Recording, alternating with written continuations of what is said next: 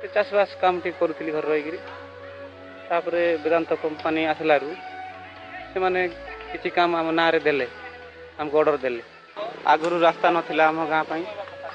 ଏ ବେଦାନ୍ତ କାରଖାନା ହେବା ତରଫରୁ ତାଙ୍କର ତରଫରୁ ଏବେ ରାସ୍ତା କାମ ଆମକୁ ଦେଇଛନ୍ତି।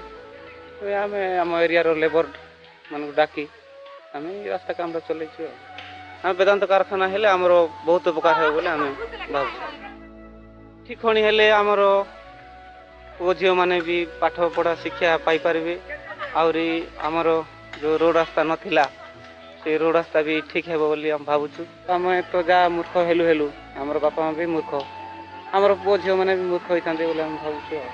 ଯେ ବେଦାନ୍ତ ଆସିଲା, ତେଣୁକରି ଆମେ କିଛି ଆମର ପୁଅ ଝିଅମାନଙ୍କୁ ଶିକ୍ଷା ଦେଇପାରିବୁ। ସ୍କୁଲ କଲେଜ ଯଦି ପାଖରେ ହେବ ତାହେଲେ ସେ ସୁବିଧାଟା ହେଇପାରିବ ଆମକୁ। ଆଉ ଡଙ୍ଗର ଉପରେ କୌଣସି ଗାଁ ନାହିଁ। ତଳେ ଯାହା ଆଦିବାସୀ ରହୁଛନ୍ତି, ସେ ଆଦିବାସୀ ଲୋକଙ୍କୁ ପଲିଟିକାଲ ଲୋକ ଆସି ବୁଝାଉଛନ୍ତି ଯେ ବେଦାନ୍ତକୁ ବିରୋଧ କର। ବିରୋଧ କଲେ ସେ ଡଙ୍ଗର ନେଇପାରିବ ନାହିଁ।